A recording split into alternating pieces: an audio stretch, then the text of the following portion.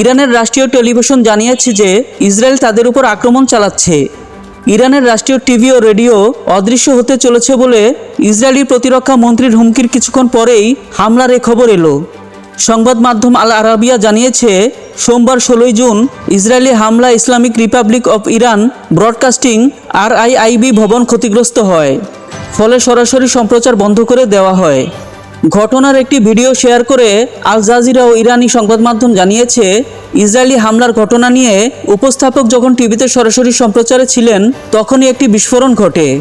এ সময় উপস্থাপককে সেখান থেকে বেরিয়ে যেতে দেখা যায়। এর আগে সোমবার সকালে ইসরায়েলের প্রতিরক্ষা মন্ত্রী ইসরায়েল কাজ্জ বলেছিলেন, ইরানের রাষ্ট্রীয় টেলিভিশন ও রেডিও সম্প্রচার অদৃশ্য হতে চলেছে।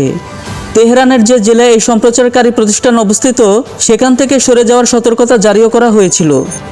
তিনি এক বিবৃতিতে বলেন, ইরানি প্রচারণা ও উস্কানিমূলক মেগাফোন অদৃশ্য হতে চলেছে। কাছাকাছি বাসিন্দাদের সরিয়ে নেওয়া শুরু হয়েছে।